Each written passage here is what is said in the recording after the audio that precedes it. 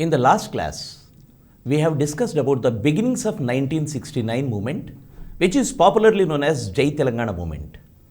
Today, we will be discussing how the agitation, which started as a small stream at Khammam or Palvancha, has grown into magnitude, huge mass protest. And this intensification of agitation is one of the important chapters in our Telangana formation history. Today we will be discussing how this agitation got intensified, what are the dynamics of this agitation, what were the manifestations of this agitation, what were the political manifestations, like how the political activities, how the actions, how the forms of struggle entered into next phase, and how brutal was the repression and suppression by the Andhra Pradesh government on the agitators. So, 1969 agitation, it has given as a symbol like the gun park. Today, in the last phase of our Telangana movement, whenever there was a new program to be started, all the agitators or parties or mass organizations visited gun park and started the activity from there. So 1969 has given us an inspiration in the form of gun park. We have two martyrs columns. One is near Assembly, exactly opposite to Assembly, and the other one is near Clock Tower in Secunderabad, Clock Tower Park. So these two martyrs columns are the great reminders of the sacrifices, of the valiant pitched battle with the police of the students, youth and the people who were fighting for Telangana without any hesitation, without any fear, and facing bullets, facing lathi charge, they were intensifying this agitation. So in this chapter, we'll be discussing how the agitation got intensified, how the agitation was expressed itself into different forms.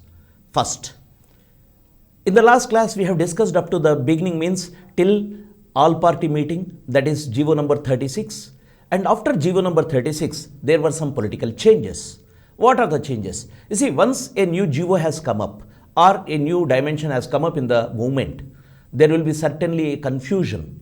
What confusion? Whether to continue the movement or not. Since the government has come out with some GO, whether we have to continue the agitation or wait till the deadline. This was the confusion immediately after the GO number 36. So, at this point of time, though the GO number 36 has come after 2 days after this all-party agreement, the agitation did not stop. Students did not stop the agitation because they know till you win, you cannot stop the agitation. Once the wheels are on set, wheels are on roll, you can't stop it. So they did not relent. On 20th January at Nizam College, there was a great battle-like scenario, like 26 rounds of tear gas was fired on the students. Like in the last phase of movement, we could see tear gas and the pitched battle was there in Usmania University, starting from NCC gate to the Tarnaka police station. So the University police station. So what do we see here? The colleges, educational institutions are the battlefields. Nizam College has become a battlefield at this point of time. Police has fired 26 rounds of tear gas. And who were witnessing, who were there? All the leaders, like one Puliveeranna, later he became an MLA, Puliveeranna, a student of Nizam College, evening classes. Mallikarjun, already an established student leader of the Joint Action Committee, Students Joint Action Committee. Sridhar Reddy, another important student leader. All these people were there at Nizam College. And lathi charge was, police resorted to lathi charge at Saifabad Polytechnic College, Secunderabad College, and many other institutions. Because every institution, every education institution was a place for agitation. This is 20th, this is after Sankranti. Again, students came back from the villages and the agitation started. Classes boycotted, rallies were taken out, processions were happening. So there is no relent. They did not stop the movement. And at the same time, the movement is entering into a higher phase. See, wherever there is a movement, the first aspect they will be, students or agitators will be doing is stopping the transport. In that process, they have attacked the railway stations. Like one bogie in Puri, Hyderabad passenger burnt, trains were disrupted, communications destroyed. And this is not happening just because people are angry or people are lawlessness. No, it is not that.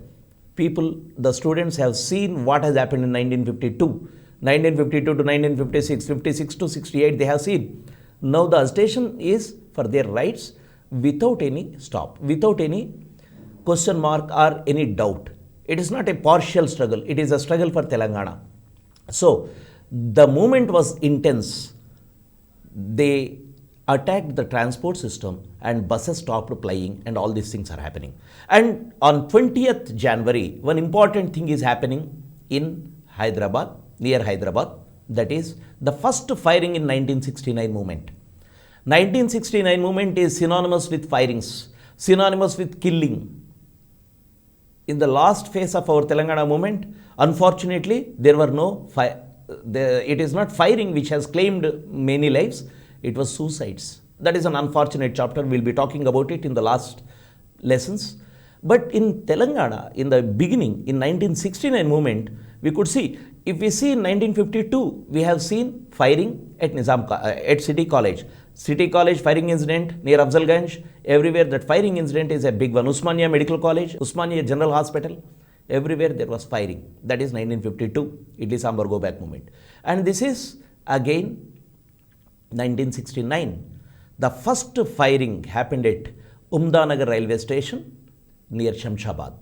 6 school students were injured. All these 6 students were protesters, naturally. So they were fired upon and they were injured, and the district collector has ordered for a magisterial inquiry. Thus, the first incident, if you may get a question, that the first firing incident in 1969 movement, that is Umdanagar railway station near Shamshabad. And again, when you protest, there is some repression. Against repression, the protest level will rise. This is the dynamics of any movement. So in this aspect, what has happened? Again, the trains were disrupted in Telangana in protest because the firing has given a new agenda for the protesters. Means, what is the agenda? Opposing the repression of the state. So naturally, protest continued. And at this point of time, we are talking about around 20th January. The contradiction, as I have already discussed a little bit, that is the contradiction whether to continue the movement or not. Why? Because the deadline is February 28th for the implementation of GO 26. So, should we wait till February 28th or continue the agitation? Some people thought that this is not correct to continue the agitation. So, Telangana Hakkula Rakshana Udyama Samiti of 𝗂𝗶𝗏𝗺, they have declared that we have postponed the movement, our agitation, till February 28th. And in the student community also, there are 2 fractions. One fraction or one group is led by Mallikarjun, a medical college student and a leader of Telangana Students Joint Action Committee. And the other one is R. Venkatram Reddy, who was from Osmania. And this Venkatram Reddy was wavering whether to continue or not. Like, first he said, we will support the all-party meeting decisions, but we will continue the state. But immediately after this statement, the CM called or something has happened or political pressure was put on him. So what he said was, we are withdrawing the agitation till February 28th. So there is a confusion, there is a contradiction in the movement, but the group which is not supporting the agitation to continue is minuscule. Students are on the streets. So agitation continued. So this contradiction or this confusion did not stop the movement like this. Mallikarjun and students of Usmania University Engineering College, they continued the agitation. Because of this, the movement was rolling. On 22nd night, Ravindranath's hunger strike ended. Why it has ended, we'll be talking about how the political parleys or how the political maneuverings will happen at times. We'll discuss it a little bit later. Under pressure. What was the pressure? We'll discuss. Jalagam Vengal 𝗂𝗏 𝗧𝗦𝗔𝗧, all this group was operating in Khammam in political angle. So the aspect political maneuverings will be discussed after some time. January 23rd, Potu Krishnamurthy, January 23rd, Potu Krishnamurthy, who was sitting on indefinite hunger strike at Palvancha, stopped hunger strike. Once he also withdrew hunger strike. So hunger strikes, which were the what you call detonators for the whole movement, were stopped. But the agitation did not stop. Rabindranath and Potu Krishnamurthy stopped the hunger strike. They withdrew from hunger strike because of the political pressures, or could not continue because of many other reasons. And on 21st, the first firing was at Umdanagar railway station, that is at Shadnagar, near Shadnagar. And on 21st, at Jahirabad and Palvancha, there were firing. And fortunately, no loss of lives. But we are coming to 24th, which is one of the tragic day in the history of 1969 movement. The first martyrs of 1969 movement, Krishna and Shankar. These two students were killed in the firing at Sadashivpet. Sadashivpet, presently in Sangareddy district. The CI has fired upon the students when they arrived the police station, because the station was continuing. Every government office was the field of your protest, was the theatre of your protest. So naturally, all the students who were protesting are choosing the government offices and the institutions.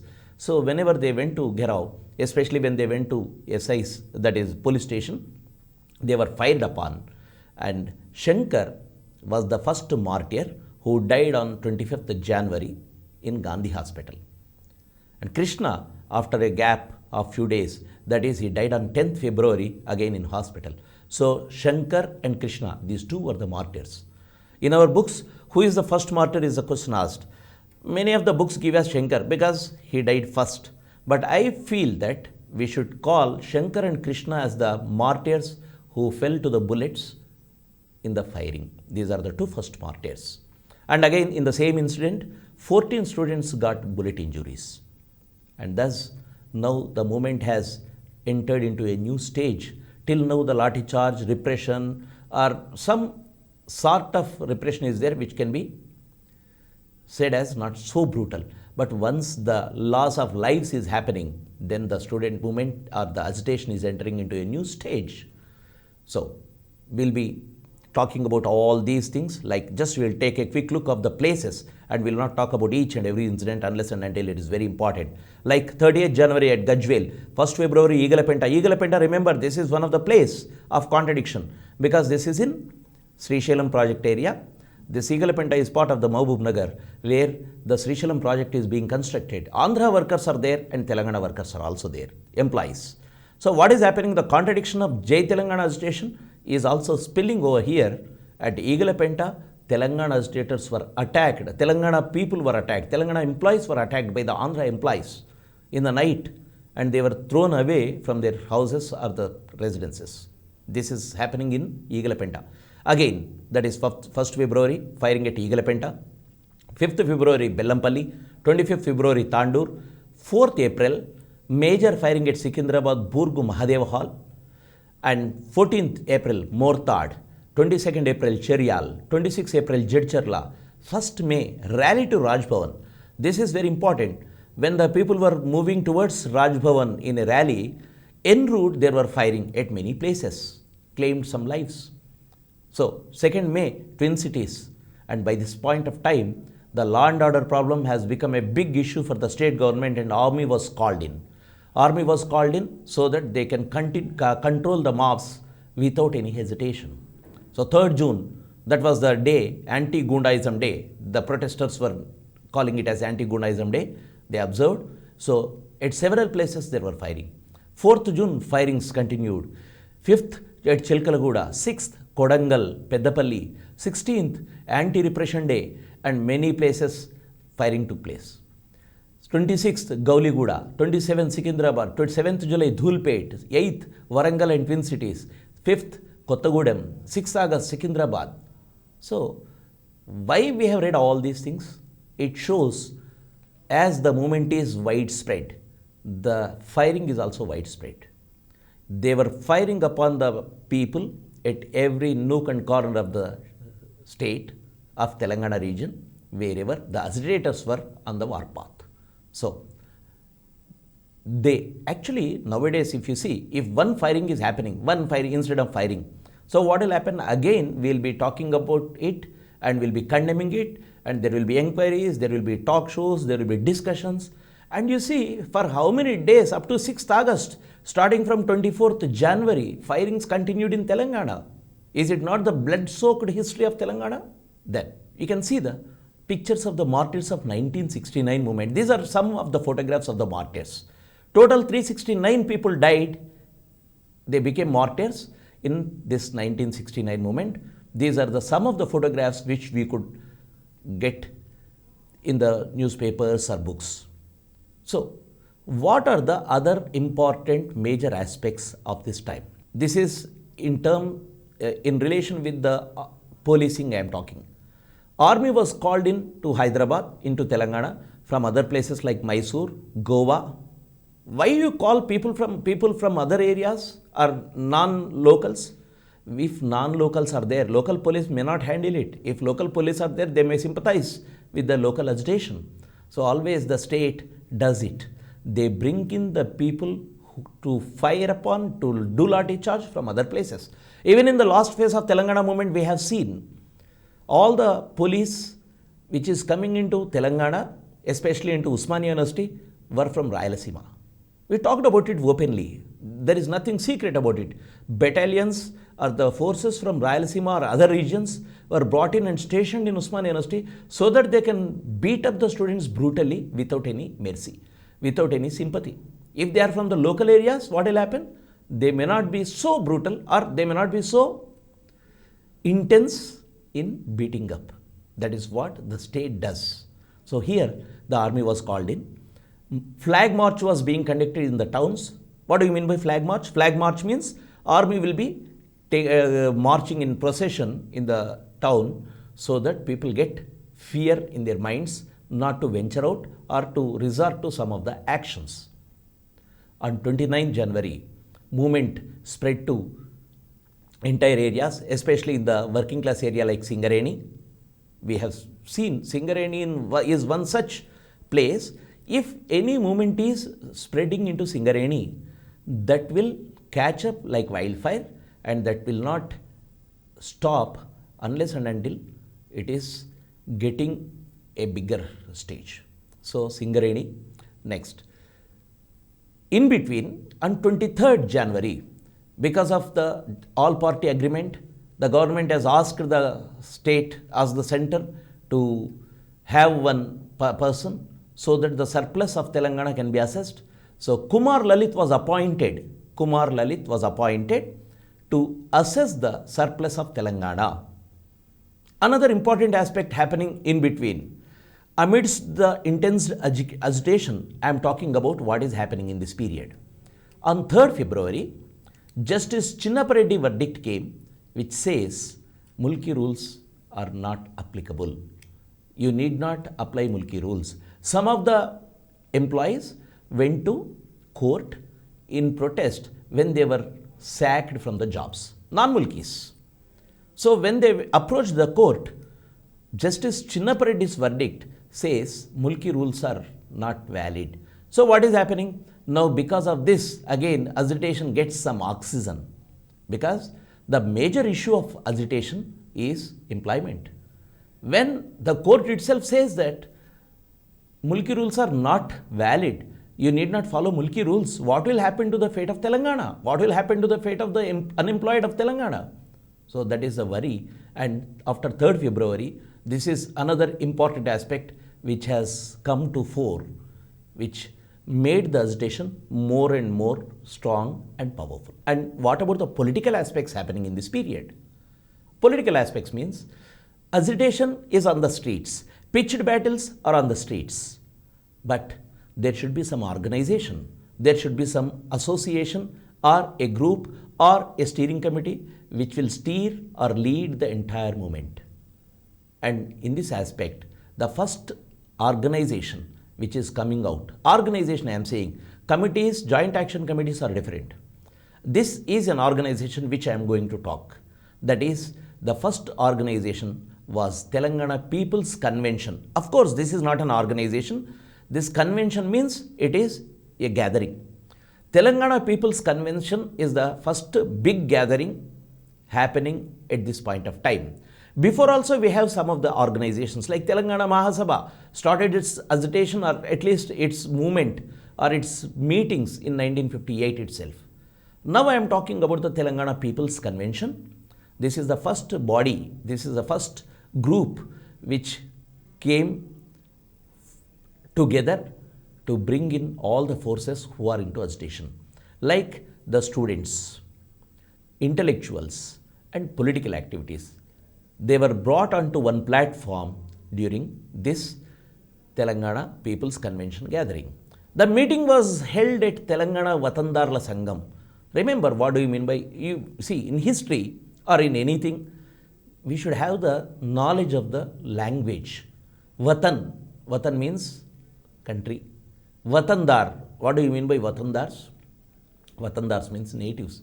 Telangana Vatandarla Sangham.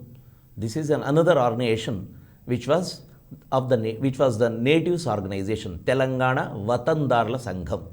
So Telangana Vatandarla Sangham office was there, and on 18th February this group gathered and they have formed this Telangana People's Convention and they elected Madan Mohan as the convener. Madan Mohan, a lawyer by profession, an advocate by profession, a man with commitment towards Telangana, and he was elected as a convener. Later, in his latter part of history, you can see Madan Mohan, TPS, Telangana Praja Samiti, when this Telangana People's Convention is transforming into TPS, then again into Congress, and he was a minister, he was an MLA for a long time, Siddipeta, his constituency. So Madan Mohan's political career as a political leader is beginning here in a big way. That is, Madan Mohan is the convener of Telangana People's Convention. Telangana People's Convention, as I said, not only some of the students, some of the political activists, there were many other professionals too. Like some of the people whom we are talking about are the great people who continued their struggle, continued the spirit of Telangana even in the last phase, till the last phase. They became old, they grew old, but still they were into Telangana movement, though the agitation is not on a bigger scale. They were propaganding in the last phase. We'll be talking about them.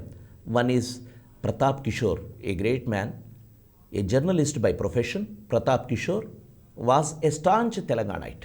𝗵𝗵𝗆 was in the forefront in organizing all these people, and this Telangana People's Convention had a leader in him, 𝗵𝗵𝗆.